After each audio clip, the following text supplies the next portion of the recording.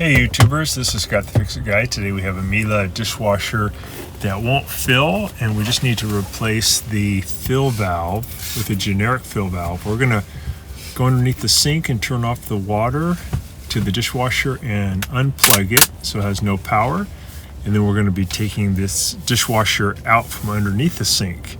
This type of dishwasher has the fill valve located underneath the dishwasher, and we have to uninstall it. So we're going to be using a Torx 15 bit to unloosen these two screws, get those out, and we can get the kick plate off. And that can help us to make sure that the little feet on the underneath the front are all the way up into the dishwasher, and we can also adjust the back feet so they're all the way up, and that lowers the dishwasher, makes it easier to get out. So we got that off.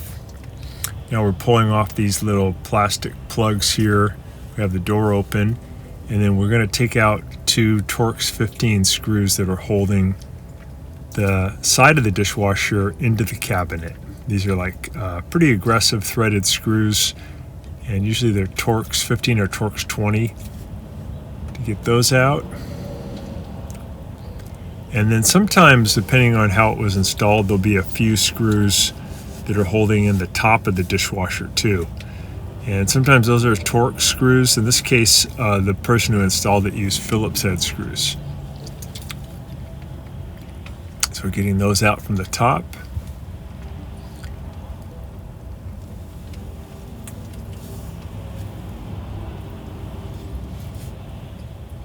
Take the other one out from the top.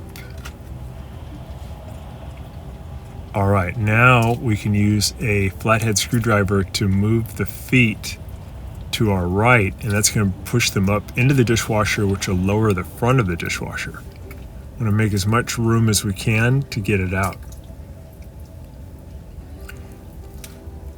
Usually the Miele dishwashers have enough drain line and fill line where you don't have to disconnect them underneath the sink. You can just pull the dishwasher out, and there's extra line there.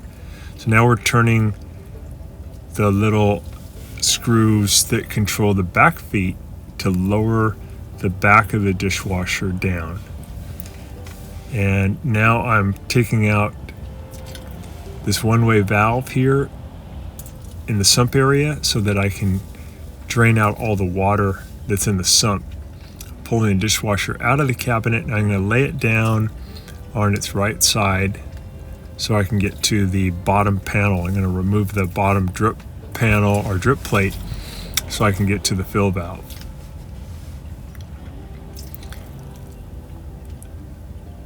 So here's the bottom panel. Again, I'm just making sure that the water is off and that it's unplugged or the power is turned off. We're going to zip out these Torx 15 screws on the front left and front right.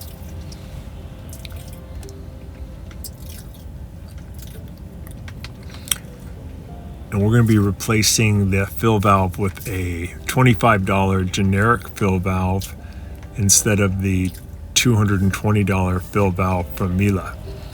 And we did a lot of time testing with this, and they seem to last about 4 or 5 years, which is about the same as the 220 version from Miele. So we're getting out these two screws, and we're going to take off this little plate in the front too, because it has to release these screws to help us get off the bottom drip plate. We're going to wiggle that off, and now we have access to the fill valve. So what I'm doing now is I'm using some diagonal pliers to cut back about 4 inches up on the tube that's bringing water to the dishwasher.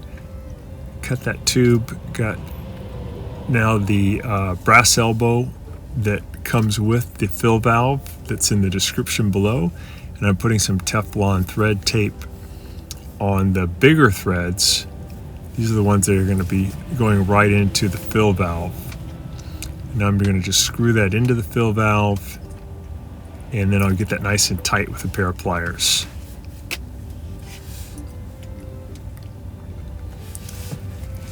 I also cut the black wire that used to go to the old fill valve that used to bring it power. Now I'm pushing the hose onto the new fill valve, getting it nice and tight, and then I'll move the spring clamp down over to get a nice watertight seal. You can use a pair of pliers to squeeze in and then push it down over right next to the fill valve. So now I'm stripping back about a 1/4 inch of the insulation from the wires that used to bring power to the old fill valve, and I'm putting on a spade connector and then using my wire strippers to crimp down to get a nice tight connection to that wire. I'll do the same for the second wire. When you're putting these power wires onto the new fill valve, there's no polarity issue. You can put them on either terminal. It's okay, you don't have to worry about that. So I got the 2 spade connectors crimped on. I put those on for power. I have the water connection done. I've already connected the new fill line to the fill valve. I've ran it through the back of the dishwasher. I'm just pushing it into position now. And I'll go ahead and put the bottom plate back on. I'm just going to line it up.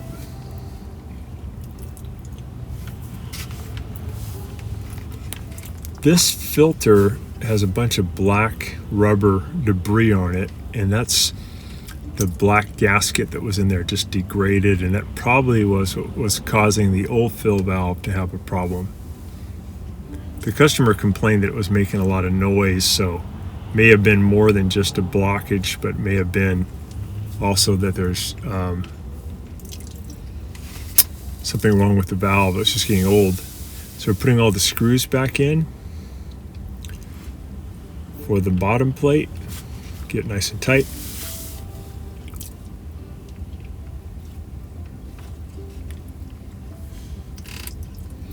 The customer said this dishwasher was about 5 years old, and that's about when the factory fill valves will fail. Pretty common. Putting this little plate back on, adding the screws back in. Most Miele dishwashers, you don't have to remove the dishwasher to do all this. The fill valve is actually located underneath the sink, but about maybe 20% of the models have it integral to the bottom of the dishwasher, like this one.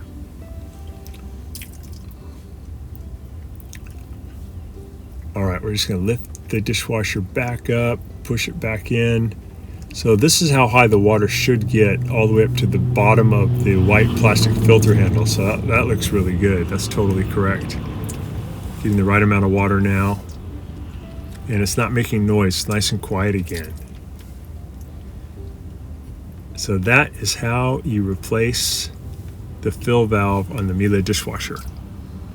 Thanks so much for watching our video today. I hope that this video has saved you some time and money. And if so, could you please press down in the video description below the donation link and send us a donation so we can keep this service going. Thanks again. And if you have any questions about this repair, could you contact me at scottthefixitguy@yahoo.com. So thanks again for watching, and we'll see you on the next one.